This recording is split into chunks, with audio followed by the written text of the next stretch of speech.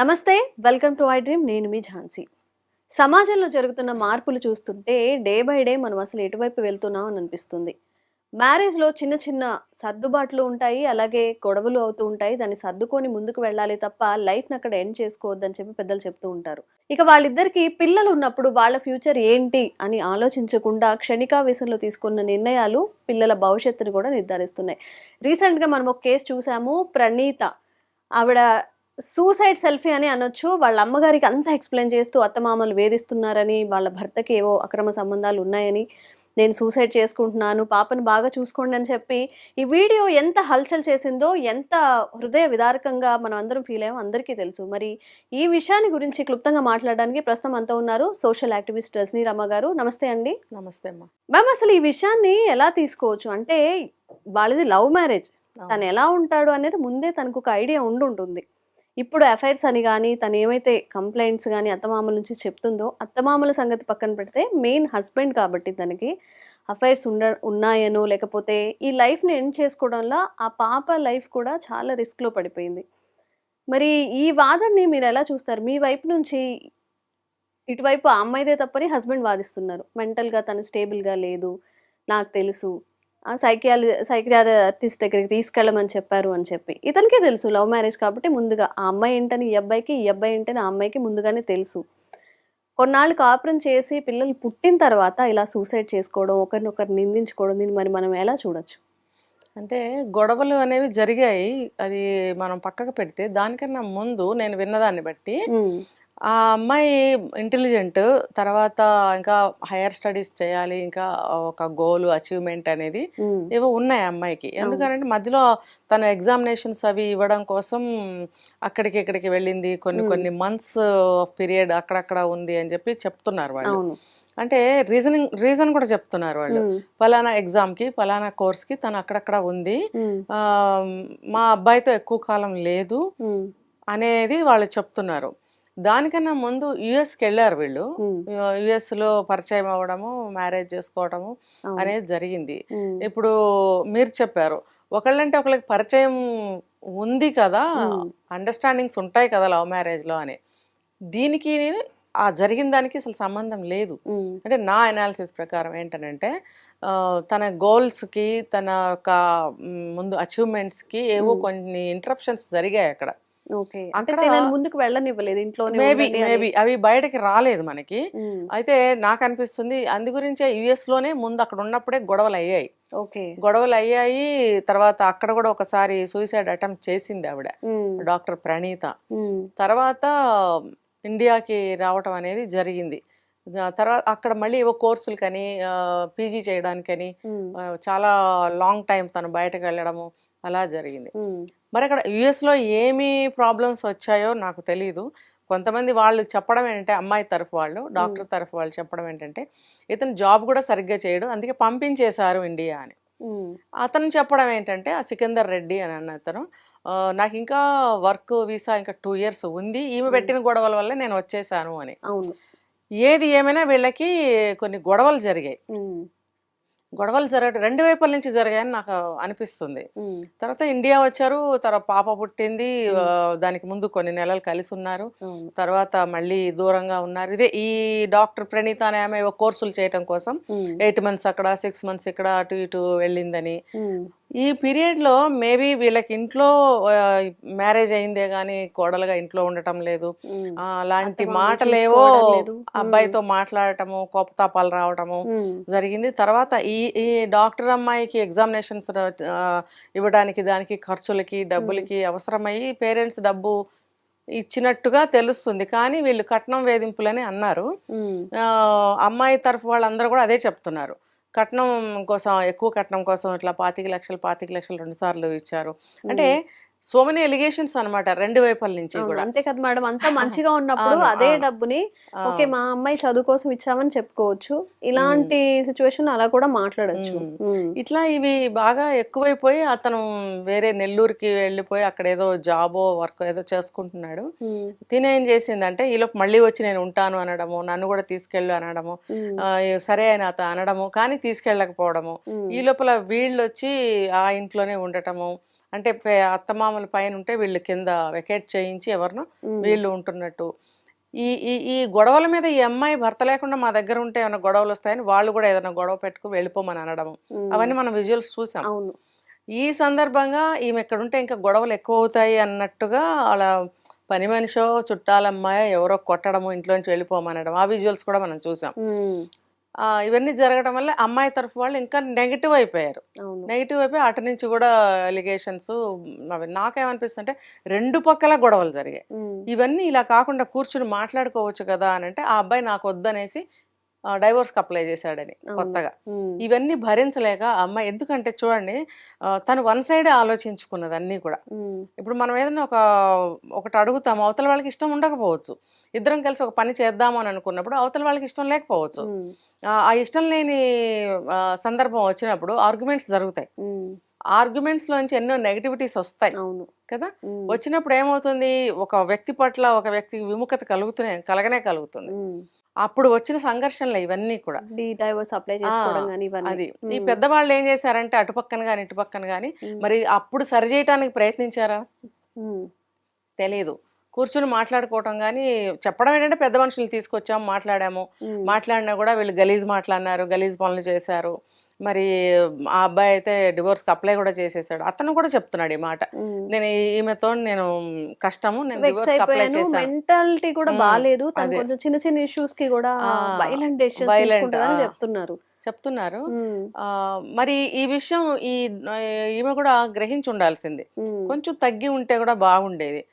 తగ్గడం అంటే ఏంటంటే అట్లా కాదు, నేను ఎందుకు చేయవలసి వచ్చిందో కూడా కొన్ని మాట్లాడుకుంటే బాగుండేది ప్రయత్నం. కానీ చూడండి కొన్ని సందర్భాల్లో మనసులు కూడా విరిగిపోతాయి. ఇప్పుడు విసుగొస్తుంది, విరిగిపోయి మనసులు ఇంకా కలిసి ఉండలేమని అభిప్రాయానికి వచ్చిన తర్వాత ఎంత సరి చేసినా కూడా కలిసి ఉండలేకపోతారు. ఆ మధ్యకాలంలో సరి చేశారు, కొంతకాలం ఉన్నారు, మళ్ళీ ఇలా గొడవలు జరుగుతున్నాయి అని అన్నప్పుడు వాళ్ళ మధ్యన సఖ్యత అనేది కనిపించడం లేదు. దానివల్ల కూడా ఈ అమ్మాయికి కొంచెం కలిసి ఉండాలని ఉంది ఒక పక్కన అతను దారిలోకి రావటం లేదు.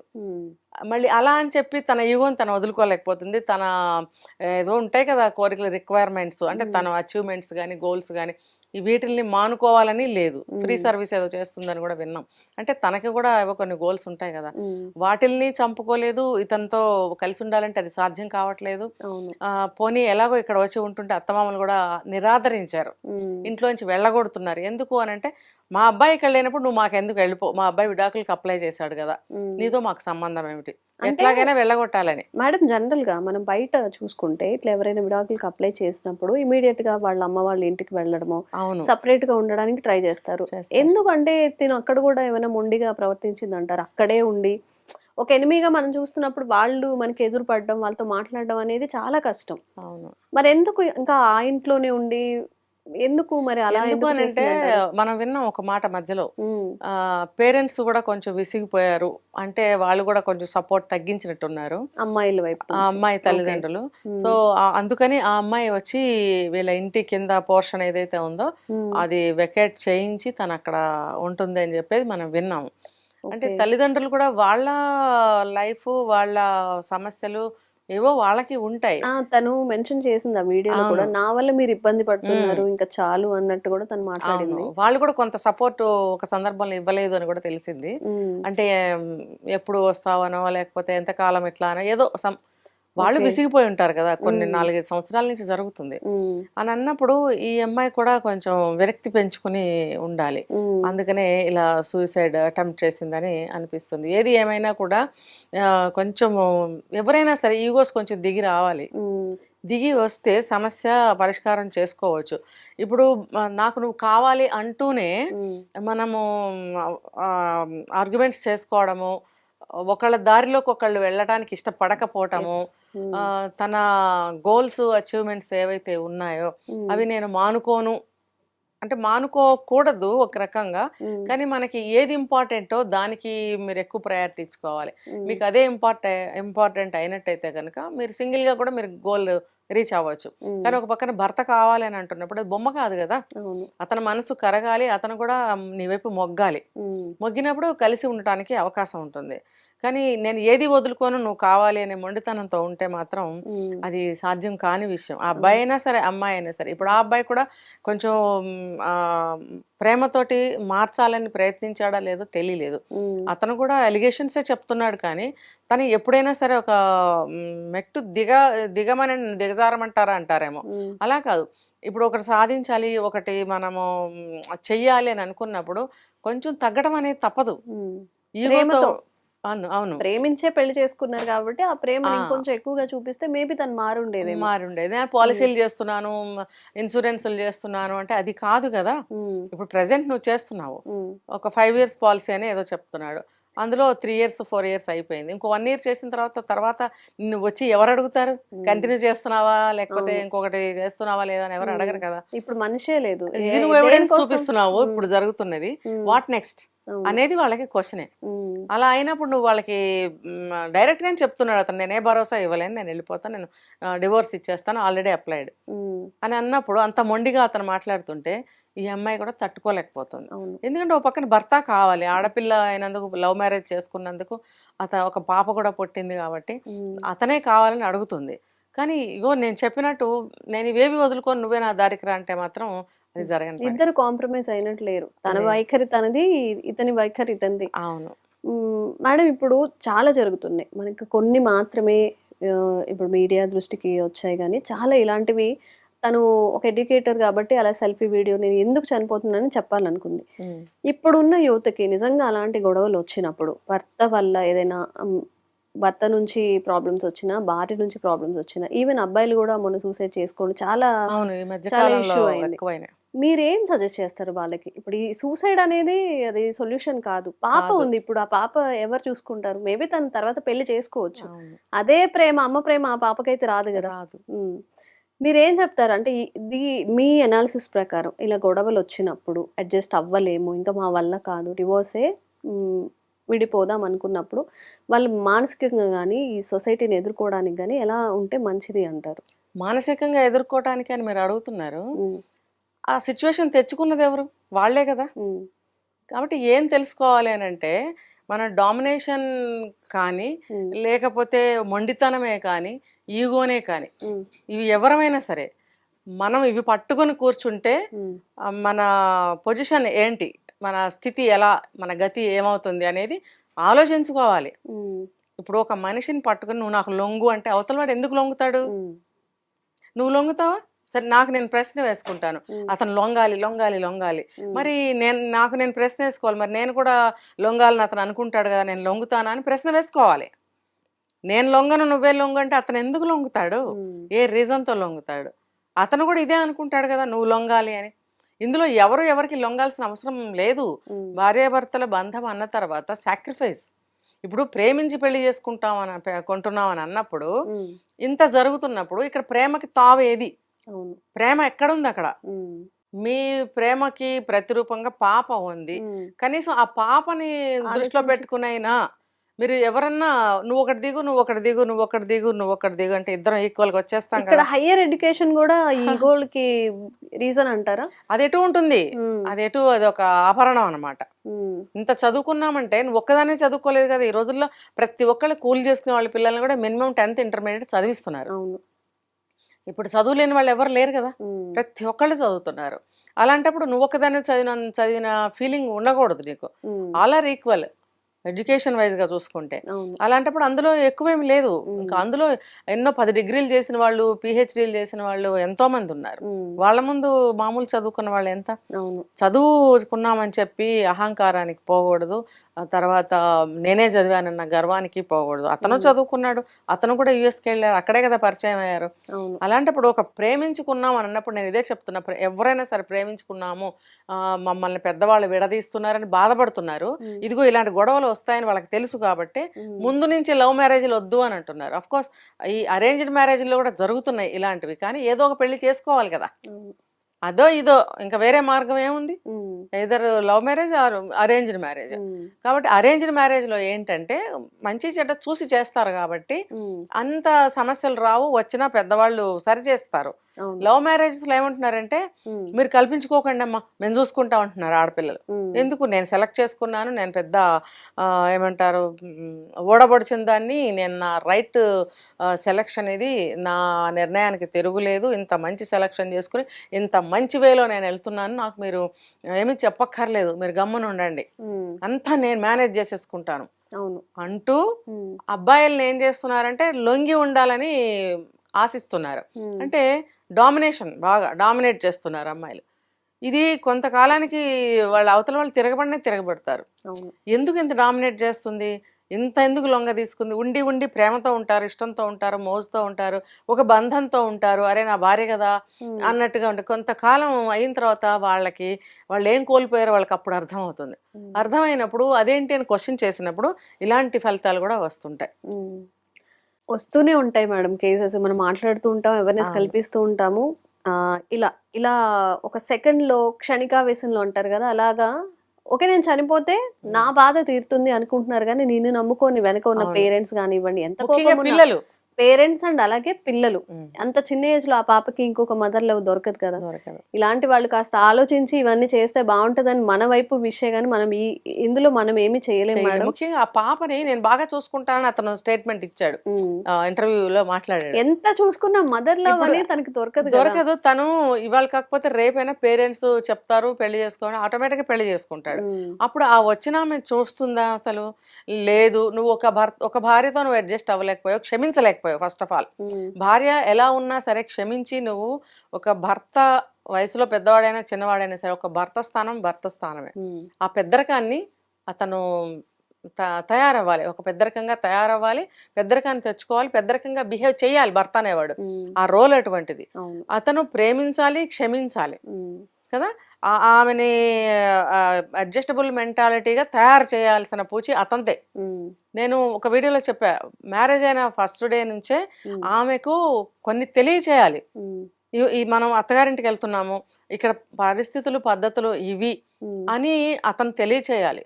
మనం కనుక ఏదన్నా మనం అతిక్రమిస్తే నా భర్త ఊరుకోడు, నేను ఏదన్నా చేస్తే అతనికి అది నచ్చదు, ఏదన్నా చేస్తే అతనికి కోపం వస్తుంది అనే అభిప్రాయాలు ఆమె కలిగినప్పుడు గొడవలు రావు. అది అతను కలిగించాలి. అంటే బెదిరించమని భయపెట్టమని కాదు, సిచ్యుయేషన్స్ ఇలా ఉంటాయి, కుటుంబం అంటే ఇలా ఉంటుంది, రెడీగా ఉండాలి అని. ఏదన్నా వస్తే కూడా నువ్వు కొన్ని సందర్భాల్లో సరిపెట్టుకుని వెళ్ళాలి, కొన్ని సందర్భాల్లో ఆలోచించి ఎటువంటి పరిష్కారంతో మనం ఈ సమస్యను తీసేసుకోగలుగుతాము అనే ఆలోచన చేసి నువ్వు ఆ పరిష్కరించుకుంటూ ముందుకెళ్ళాలి ఒక మ్యారీడ్ ఉమెన్గా. ఇలాంటివన్నీ అతను తెలియచేయాలి. కానీ నువ్వు వేరే మార్గంలో ఉంటే మాత్రం నాకు నచ్చదు అనేటువంటి భావాన్ని డే 1 నుంచి కలిగించినట్టయితే, ఎందుకు అంటున్నానంటే డే 1 అని, పెళ్ళైన కొత్తల్లోనే ఏదైనా సరే ఒకళ్ళ మీద ఒకళ్ళకి ఒక అభిప్రాయం కానీ, ఒక బంధం కానీ, ఒక ఇష్టం కానీ, ఒక భయం కానీ కలుగుతుంది. అది చివరి వరకు నడిపిస్తుంది అది. కాబట్టి ఒక మంచి అభిప్రాయం, అది మంచి అభిప్రాయమే నా దృష్టిలో. ఎందుకంటే ఇప్పుడు ఒక కుటుంబం కలిసి ఉండాలి, ఒక కుటుంబంలో గొడవలు రాకూడదు, భార్యాభర్తలు మేము ఇద్దరం ఎప్పటికీ కలిసి ఉండాలి, అరేంజ్డ్ ఆర్ లవ్. భార్యాభర్తలు అంటే భార్యాభర్తలే కదా, మ్యారేజ్ ఎటువంటిదైనా సరే. అలాంటప్పుడు మేము ఎప్పుడు ఈ బంధాన్ని నిలబెట్టుకుని భార్యాభర్తలుగా ఉండాలి అనే కదా పెళ్లి చేసుకుంటారు. దాన్ని మనం నిలబెట్టుకోవాలి. కాబట్టి నిలబెట్టుకోవాలంటే మనం అతనికి ఇష్టం లేని పనులు చేయకూడదు అని ఈమె అనుకోవాలి. అలాగే అతను కూడా అనుకోవాలి, నా భార్యకి ఏది ఇష్టం లేదు, ఏది ఇష్టము, తనకి నచ్చంది బలవంతం చేసి ఏది ఒకసారి 2 సార్లు చెప్పండి, ఇష్టమైతే చేస్తుంది, లేదు ఆమెకి నచ్చలేదు అంటే పోనీ ఆ పని చేయటం వల్ల మనకి ఈ పని అవసరం ఉంది, దీనివల్ల మనకి ఇది ఉంది అని నీకు అనిపిస్తే దాన్ని ఇంకొక పద్ధతిలో ఆమెకు చెప్పి చేయించగలిగే సామర్థ్యం నీలో ఉండాలి. అవును. లేనప్పుడు ఆమెకి ఆవేశం, నేను చేయను, నాకు నచ్చదు, నాకు నచ్చంది నేను చేయను. ఈ మెంటాలిటీ కూడా ఎలా వస్తుందంటే, కొంతమంది తల్లులు ఉంటారు, నీకు నచ్చినట్టే నువ్వు ఉండు, నీకు నచ్చిన ఫుడ్ నువ్వు తిను, నీకు నచ్చినట్టుగానే నువ్వు ఉండు, ఎవరి మాట వినకు అని నా ముందే చెప్పిన తల్లులని నేను చూశాను. అలా తల్లిదండ్రులు చెప్పడం వల్ల కూడా పిల్లలు అలా తయారవుతారు. అలా తయారైనందువల్ల భర్తల ముందు నాకు ఇష్టం లేదు, నేను చేయను, నేనుగానే ఉంటాను, ఇది నాకు నచ్చంది నేను చేయను, నాకు ఇష్టమైంది నా ఇష్టం వచ్చినట్టు చేస్తాను అని అలా ఉండటం వల్ల అబ్బాయిలు కూడా రివర్స్ అయ్యి వాళ్ళు అనాల్సింది వాళ్ళు, అనుకోవాల్సింది చేయాల్సింది వాళ్ళు చేస్తున్నారు.